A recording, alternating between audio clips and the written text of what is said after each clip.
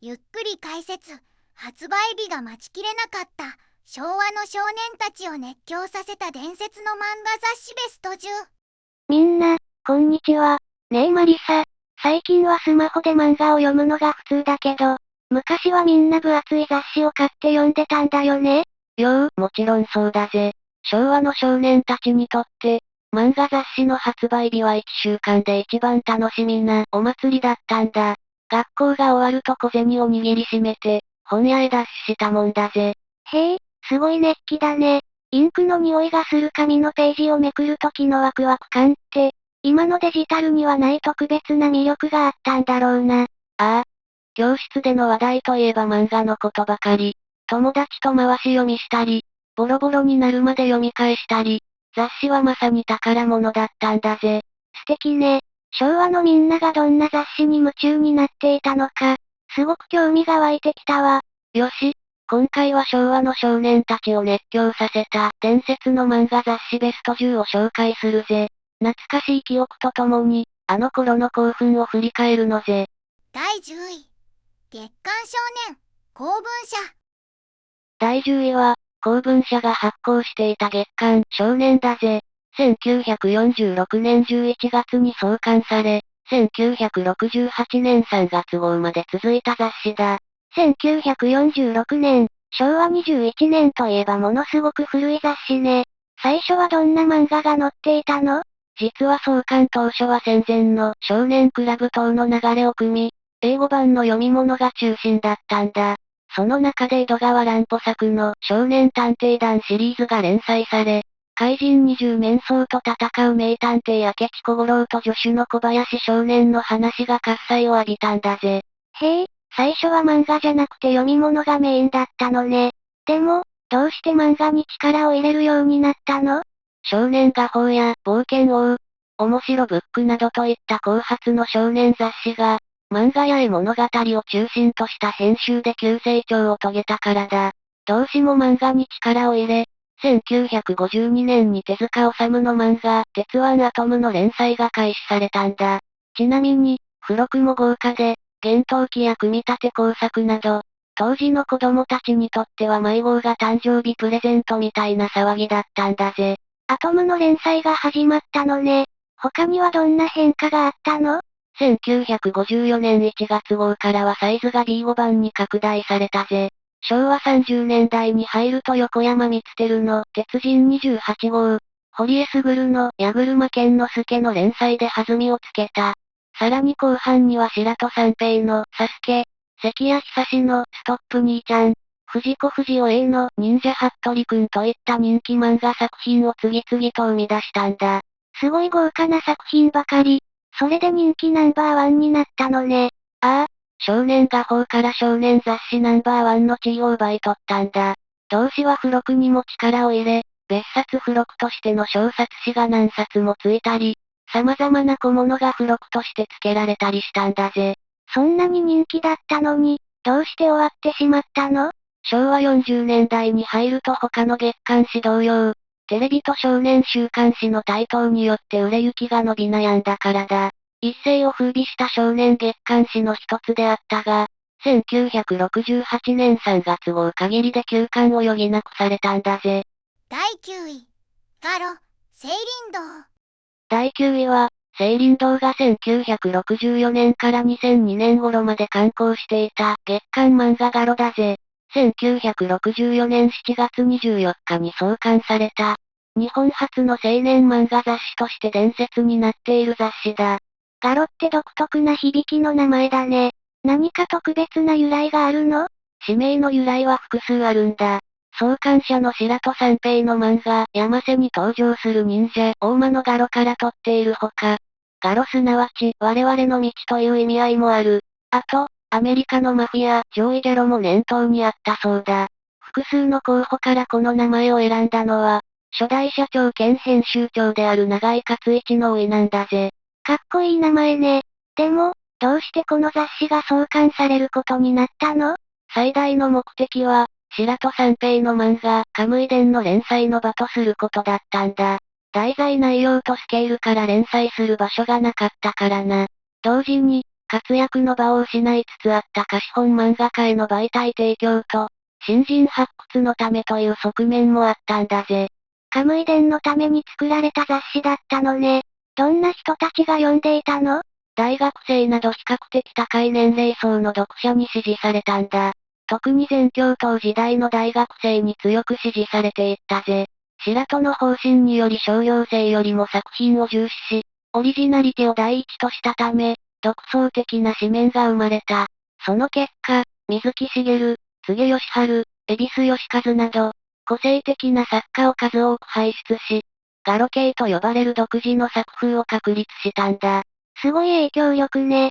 でも、こだわりの強い雑誌って経営が大変そうなイメージがあるわ。その通りだぜ。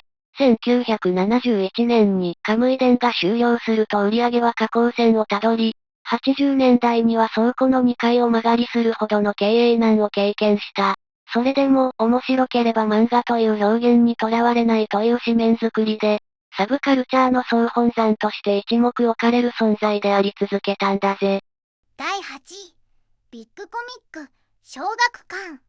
第8位は、小学館が発行しているビッグコミックだぜ。1968年2月29日に創刊された、男性向け漫画雑誌だ。通称はビッグやビッコミと呼ばれている。1968年って、もう半世紀以上前なのね。創刊当初から男性向けだったの？ああ、創刊当初は月刊誌としてスタートしたが、翌年の1969年4月25日号からは10日25日の毎月2回発行になったんだ。表紙のイラストも特徴的で、創刊当初は伊坂義太郎による若者の男女や猿が登場するイラストだったが、1970年10月25日号からは日暮修一による著名人の似顔絵が表紙になり、2026年現在もこのスタイルが維持されているんだぜ。あの似顔絵の表紙ね。本屋さんでよく見かけるわ。どんな作品が載っているの？創刊と同じ1968年の11月に連載が開始され、現在も続く伝説の作品が、斎藤隆夫のゴルゴ13だ。まさに看板作品だな。他にも手塚治虫が日だまりの木やキリヒト参加、地球を飲むなど多くの作品を描いているし、水木しげるの世界回帰シリーズやサラリーマン死神といった作品も掲載されていたんだ。すごい豪華な作家陣ね。まさに大人のための漫画雑誌って感じがするわ。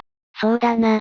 他にも石ノ森章太郎のサブトイチ取り物控えや HOTEL、白戸三平のカムイ伝第2部など、読み応えのある作品が多数連載された。創刊編集長の小西洋之助は、他にもビーパルやダイムなど多数の雑誌を創刊した人物なんだぜ。ちなみにマスコットマークはナマズで、これも有名だな。第7位、コロコロコミック、小学館。第7位は、小学館が発行している月刊コロコロコミックだぜ。1977年5月15日に創刊された、小学生向けの月刊漫画雑誌だ。コロコロって、あの分厚い雑誌よね。創刊当時はどんな感じだったの？創刊当初は3ヶ月に1回の刊行だったんだ。少年漫画雑誌の読者層が上がっている中で、小学生が読むための漫画雑誌として創刊された。学年誌より一回り小さいサイズとすることにより余った紙を厚さに回したんだ。この手にした時のコロコロとしたスタイルから、コロコロコミックと命名されたんだぜ。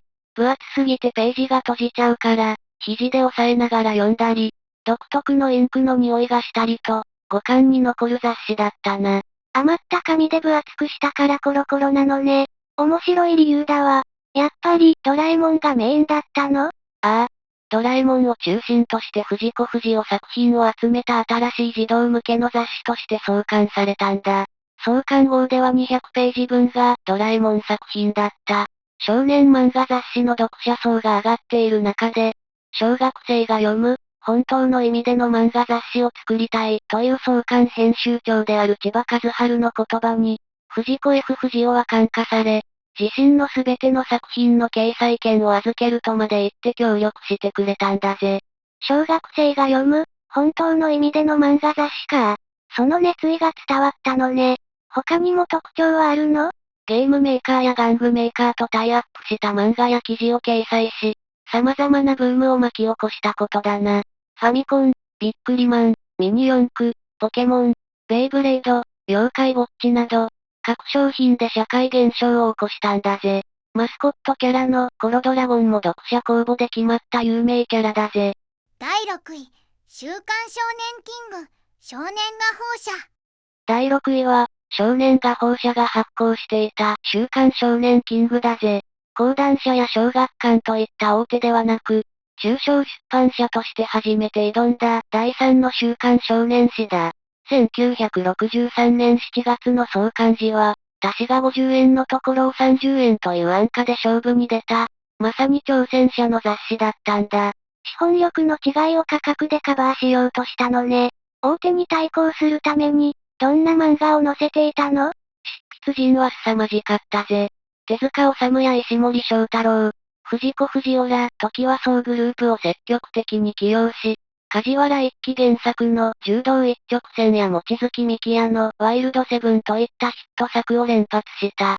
特にワイルドセブンのようなハードな作品や、庄司敏夫のサイクル野郎、藤子不二雄の漫画道など、他誌にはない熱狂的なファンを持つ名作が支えていたんだ。ラインナップは完璧じゃない。5大週刊少年誌の一角と言われるのも納得よ。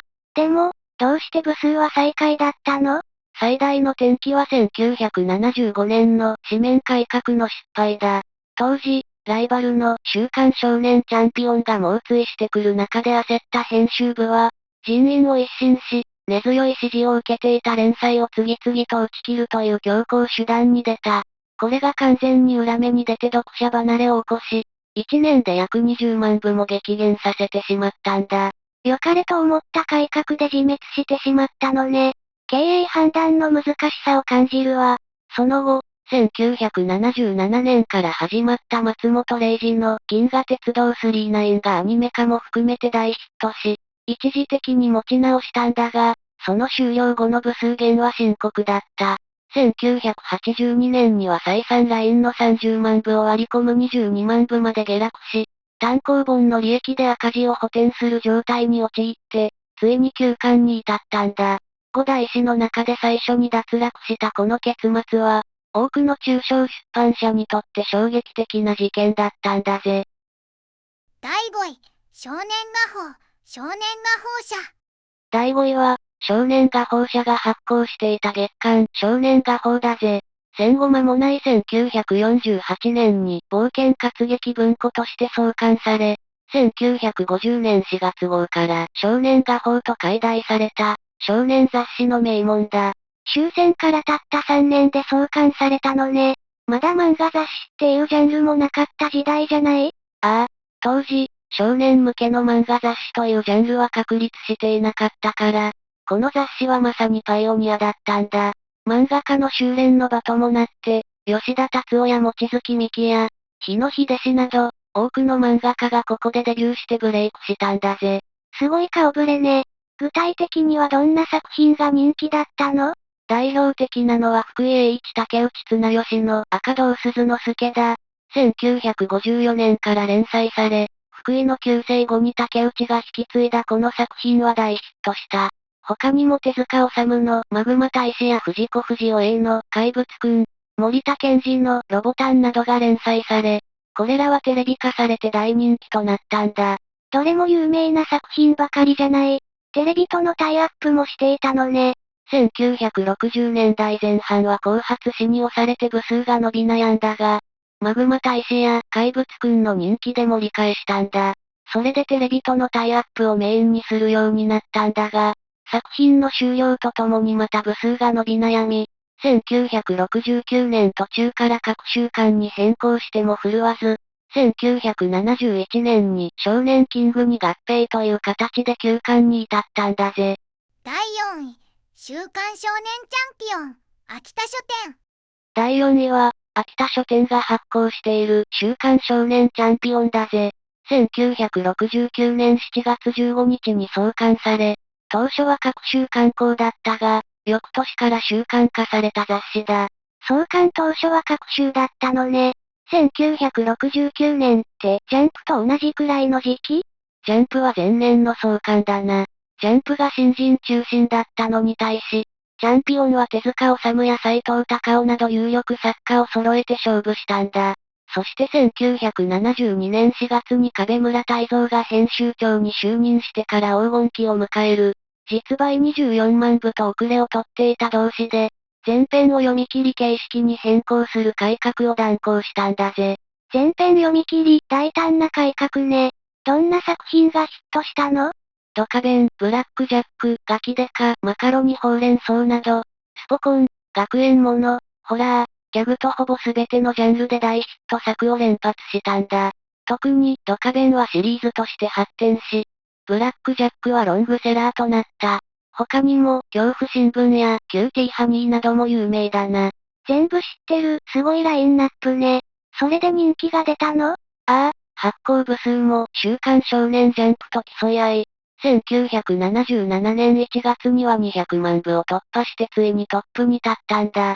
自由な作風で悪の強い漫画が多く掲載されているのも特徴で、翔ちゃんというマスコットキャラクターも親しまれているんだぜ。第3位、週刊少年サンデー、小学館。第3位は、小学館の週刊少年サンデーだぜ。1959年3月17日、最大のライバル、週刊少年マガジンと同日に創刊された。だが、この創刊には出版史に残る壮絶な後出しじゃんけんがあったんだ。後出しじゃんけん？同じ日に発売したのに、どういうこと？実は当初、サンデーとマガジンは同じ大日本印刷を使っていたんだ。初代編集長の豊田喜一は、もしマガジンと同じ値段なら、付録の差で負けると危惧していた。そこで、マガジンが定価40円で刷り始めるのを印刷所で確認してから、サンデーの値段を30円に決定して印刷させるという、機密漏洩ギリギリの裏技を使ったんだぜ。ちなみに、この時サンデーの表紙を飾ったのは長嶋茂雄だった。漫画雑誌なのにプロ野球選手を表紙にするというのも、当時のサンデーらしいおしゃれで都会的な戦略だったんだぜ。うわぁ、なりふり構わない企業戦争ね。でも、その10円の差が勝負を分けたの？ああ、結果、創刊号はサンデーが30万部、マガジンが20.5万部で、サンデーが圧勝した。その後も互いにページ数を増やし合い、手塚治虫のワンダースリーや赤塚不二夫の天才バカボンをめぐる引き抜き合戦など、熾烈な争いを繰り広げたんだ。まさに骨肉の争いね。でも、サンデーといえば、タッチとかのラブコメのイメージが強いわ。それが訪れたのが1980年代の黄金期だ。足立みつるのタッチや高橋留美子のうるせえ奴らによるラブコメブームで、1983年には最高発行部数228万部を記録した。この勢いは凄まじく、当時首位だった週刊少年ジャンプ編集部が猛追を恐れて、友情努力勝利の標語を友情勝利愛に変えようとしたほどだったんだぜ。あのジャンプの標語を変えさせる寸前まで追い詰めたなんて、それがサンデーの本当の凄さだったのね。第2位、週刊少年マガジン、講談社。第2位は、講談社が発行している週刊少年マガジンだぜ。1959年3月17日、宿命のライバル、週刊少年サンデーと同日に創刊された。だが、その船では苦難の連続で、初期はライバルに完敗していたんだ。同じ日に創刊して完敗って、一体何があったの？理由が気になるわ。サンデーが手塚治虫や石森章太郎ら、トキワ荘のスター作家を独占していたのに対し、マガジンは有名漫画家を確保できず、苦肉の策として原作と作画を分ける分業制で対抗するしかなかったんだ。さらに1965年には、連載中だった手塚治虫のワンダースリーが突如中断し、あろうことかライバルのサンデーへ移籍するという、出版史に残るワンダースリー事件まで起きたんだぜ。看板作家に逃げられるなんて、もう絶対絶命じゃない。そこからどうやって巻き返したの？この窮地に、三代目編集長の内田勝が覚悟を決めたんだ。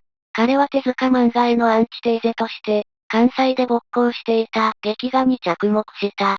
そして、小説家志望で思い悩んでいた梶原一騎にマガジンの佐藤幸六になってほしいと口説き落とし、巨人の星や明日のジョーといった、汗と涙のリアルな人間ドラマを世に送り出したんだ。編集長の熱い執念があの名作たちを生んだのね。まさに逆転劇だわ。ああ、この熱狂は社会現象になったぜ。当時発生した日航機淀号ハイジャックで犯人のリーダーであるタミヤ高丸は、そして再後に確認しよう。我々は明日のジョーであると言い残して北朝鮮へと旅立ち、ジョーの人気を象徴する事件であった。リキー・シュトールの葬儀には700名以上が集まり、1967年1月8日号で、ついに日本の少年週刊誌として初めて100万部を突破したんだ。当時は大学生もマガジンを読むと言われ、右手にマガジン、左手に朝日ジャーナルという言葉が流行語になるほど、社会現象化していたんだぜ。子供の娯楽だった漫画が、大人の文化として市民権を得た瞬間だぜ。第1位、週刊少年ジャンプ、集英社。堂々の第1位は、集英社が発行している週刊少年ジャンプだぜ。1968年7月に創刊された、名実ともに日本一の漫画雑誌だ。だが、その始まりは王者の風格とは程遠い。サンデーやマガジンから約10年も遅れた後発誌としてのスタートだったんだ。10年も遅れていたのね。そんなに遅れて大丈夫だったの？全然大丈夫じゃなかったぜ。創刊時は、人気のある漫画家はみんな他誌に囲い込まれていて、ジャンプに描いてくれるプロなんて誰もいなかったんだ。だから、海のものとも山のものともつかない新人作家たちと心中するしかなかった。ちなみに、第4位のチャンピオンはジャンプの翌年創刊だが、当時の週刊誌戦争において、ジャンプは何も持たざる後発として苦戦を強いられたんだぜ。そんな絶望的な状況だったのね。どうやってそこから逆転したのよ。武器はたった一つ、徹底した読者アンケート至上主義だ。編集者の勘や評価の評価なんて一切無視。面白くないと読者が判断すれば、たとえ看板作品でも即打ち切り。逆に、新人でも面白ければ即連載。この容赦ないサバイバルが、作家たちの潜在能力を極限まで引き出したんだ。さらに、専属契約制度を導入して、育てた作家が他誌に引き抜かれないようにしたのも革命的だった。これで、ジャンプでしか読めないというブランドを確立したんだぜ。実力だけが全てのコロシアムだったのね。そこからあの名作たちが生まれたわけ？ああ、友情努力勝利という熱いテーマを掲げ、叩き上げの作家たちが、北斗の拳、ドラゴンボール、スラムダンクといった怪物を生み出した。その熱狂は頂点に達し、1995年には発行部数653万部という、出版史上の奇跡とも言えるギネス級の大記録を打ち立てたんだ。学校のクラス全員が同じ雑誌を読んでいるような、今の SNS でも不可能なレベルの超巨大な共通言語だったんだぜ。何も持たなかった弱小誌が、実力だけで天下を取った。これぞまさにジャンプ漫画そのもののストーリーだぜ。総評またはまとめ。今回は、昭和の少年たちを熱狂させた伝説の漫画雑誌ベスト10を紹介したぜ。どの雑誌も、今の時代にはない熱気があったな。本当にね。今はスマホで手軽に読めるけど、あの分厚い雑誌を抱えて読むのって、なんだか特別な重みがあった気がするわ。そうだな。インクの匂いや、ザラザラした紙の感触、教室での回し読み、あの雑誌の重みには、俺たちの夢や青春が詰まっていたんだ。電子書籍じゃ味わえない、アナログならではの熱量だったよな。みんなも、思い出の雑誌や、忘れられない連載作品があるんじゃないかしら？発売日に本屋へ走ったという雑誌があれば、ぜひコメントで教えてくれよな。この動画が懐かしいと思ったら、高評価とチャンネル登録も頼むぜ。